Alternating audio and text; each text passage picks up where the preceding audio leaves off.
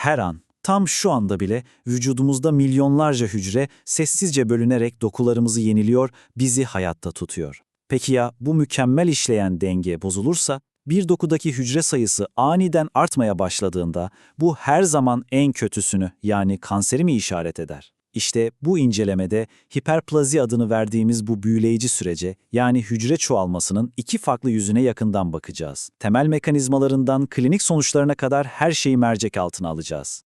Şimdi bugünkü yol haritamıza bir bakalım. Önce hiperplazi tam olarak nedir onu tanımlayacağız.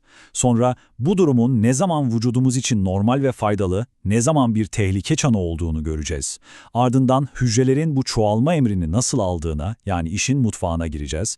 Oradan hiperplazi ile hipertrofi arasındaki o kritik farkı netleştirecek ve kanserle olan tehlikeli ilişkisini inceleyeceğiz.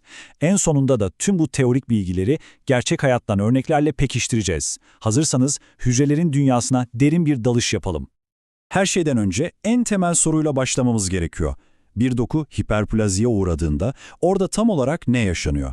Bu sürecin özünü kavradığımızda geri kalan her şeyin nasıl bir mantıkla ilerlediğini çok daha kolay anlayacağız.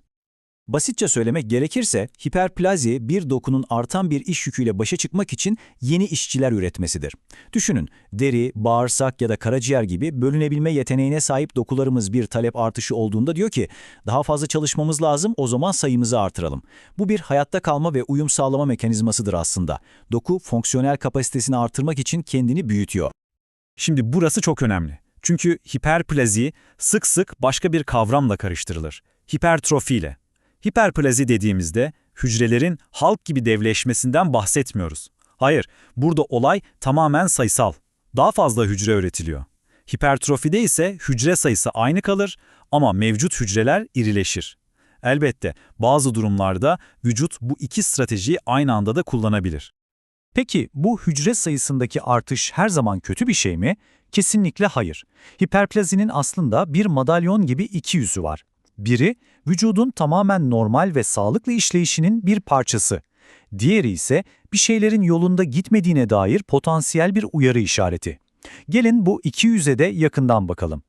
Fizyolojik hiperplazi, vücudumuzun akıllı bir fabrika yöneticisi gibi davrandığı durum aslında. Örneğin, gebelik sırasında vücut yakında bir bebeğin besleneceğini bilir. Ne yapar? Süt üretecek meme dokusundaki işçi sayısını yani hücre sayısını artırır. Ya da diyelim ki karaciğerin bir kısmı hasar gördü veya ameliyatla alındı. Vücut hemen tamirat ekibini göreve çağırır ve eksik kısmı yeniden inşa etmek için hücre üretimini hızlandırır. Bu tamamen planlı, kontrollü ve gerekli bir süreçtir. Ama bazen o fabrika müdürü yanlış sinyaller alır. İşte o zaman patolojik hiperplazi devreye girer. Düşünün, ortada bir talep artışı yokken veya normalin çok üzerinde bir sinyal gelirken müdür sürekli yeni işçiler alıyor. Fabrika gereksiz yere kalabalıklaşıyor, işleyiş bozuluyor. İşte bu durum vücutta bir hormonal dengesizlik, kronik bir tahriş veya bir virüs gibi altta yatan bir sorunun habercisidir. Şimdi bakın burası gerçekten çok ama çok önemli. Patolojik hiperplazi kulağa kötü gelse de bu kanser demek değildir. Neden? Çünkü süreç hala bir kontrol mekanizmasına bağlı. O fabrika müdürü yanlış sinyal alsa da sinyal kesilince işçi alımını durduruyor. Ama ve buradaki ama çok kritik. Bu kontrolsüz çoğalma ortamı kanser gelişimi için adeta verimli bir toprak hazırlıyor. Kontrolün tamamen kaybedileceği o son adıma giden yolda tehlikeli bir basamak olabilir. Peki o üretimi arttır sinyali hücreye nasıl ulaşıyor? Bu çoğalma motoru nasıl ateşleniyor? Hadi şimdi mikroskoplarımızı hazırlayalım ve hücrenin içine yani moleküler dünyaya bir yolculuk yaparak bu mekanizmayı çözelim. Şöyle bir düşünün, kendi halinde görevini yapan sakin bir hücre var. Onu birdenbire hadi kendini kopyala ve ikiye bölün diye harekete geçiren o ilk kıvılcım ne? Bu emir nereden, nasıl geliyor? Her şey bir anahtar ve kilit gibi başlıyor. Dışarıdan gelen bir büyüme faktörü isimli anahtar, hücrenin yüzeyindeki reseptör denilen özel bir kilide tam oturuyor. Tık! Bu tek bir hareket, hücrenin içinde bir domino etkisini tetikliyor. Sinyal bir molekülden diğerine atlayarak hücrenin kontrol merkezi olan çekirdeğe kadar ulaşıyor ve sonuç hücrenin bölünme düğmesine basılmış oluyor. Hücrenin içindeki bu sinyal ağını bir şehrin ana arterleri gibi düşünebilirsiniz. MAPIC, PI3K gibi karmaşık isimlerle anılan bu otoyolların hepsi aynı yere çıkıyor, hücrenin bölünme motoruna. Amaçları tek, gaza basmak ve hücre döngüsünü bir sonraki aşamaya, yani DNA'nın kopyalandığı S fazına itmek. Yani anlayacağınız bu çok yönlü bir strateji. Vücut sadece daha çok üret demekle kalmıyor. Aynı zamanda 1. Bölünme hızını arttırıyor. 2. Programlı hücre ölümü yani apoptozu frenleyerek mevcut hücrelerin ömrünü uzatıyor. Ve 3. Dokunun derinliklerinde uyuyan kök hücreleri uyandırıp siz de üretime katılın diyor. Tam bir seferberlik hali yani. Şimdi en başta bahsettiğimiz o önemli ayrıma tekrar geri dönelim. Hiperplazi ve hipertrofi. Biri hücre sayısını arttırıyor, diğeri hücre boyutunu.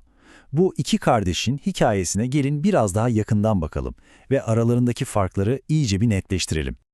İşte bu tablo her şeyi mükemmel bir şekilde özetliyor. Bakın, hipertrofi yani hücrelerin büyümesi daha çok kas veya kalp hücreleri gibi bölünme yeteneği olmayan hücrelerde görülüyor. Hani spor yapınca kasların şişmesi gibi. Hiperplazi ise deri gibi sürekli bölünen dokularda karşımıza çıkıyor. Ama en kritik fark nerede biliyor musunuz? İşte tam olarak kanser riskinde. Patolojik hiperplazi kansere giden yolda bir basamak olabileceği için daha yüksek bir risk taşıyor. Bu da bizi en can alıcı soruya getiriyor. Normalde kontrol altında olan bu çoğalma süreci neden bazen kontrolün tamamen kaybedildiği kansere giden o tehlikeli yola sapıyor? Tehlike bölgesi nerede başlıyor? Şöyle hayal edin. Bir fotokopi makinesinde bir sayfayı binlerce kez çok hızlı bir şekilde kopyalıyorsunuz. Kopyalama hızı arttıkça bir sonraki kopyada bir leke veya bir harf hatası çıkma olasılığı da artar değil mi? Hücreler de böyledir. Sürekli ve hızlı bölündüklerinde DNA kopyalanırken bir yazım hatası yani bir mutasyon olma riski artar. Daha da kötüsü normalde bu hataları denetleyen kalite kontrol mekanizmaları da bu yoğunluktan yorulur ve bazı hatalı hücrelerin gözden kaçmasına neden olabilir. Ama işte hala umut var. Ve bu hiperplazi ile kanser arasındaki en temel fark. Kanser, freni patlamış bir kamyon gibidir. Kendi başına durmaz. Hiperplazi ise ayağınızı gazdan çektiğinizde yavaşlayan bir araba gibidir. Yani o anormal uyaranı, o hatalı sinyali ortadan kaldırırsanız hiperplazi durur. Hatta çoğu zaman doku eski haline geri döner. İşte bu geri dönüşlülük en kritik noktadır. Peki tüm bu anlattıklarımız gerçek hayatta, klinikte karşımıza nasıl çıkıyor? Gelin şimdi konuyu iyice somutlaştırmak ve hafızamıza kazımak için sıkça karşılaşılan birkaç çarpıcı örneğe bakalım. Mesela ileri yaştaki erkeklerde çok sık görülen benin prostat hiperplazisi yani iyi huylu prostat büyümesi. Bu durumda ne oluyor?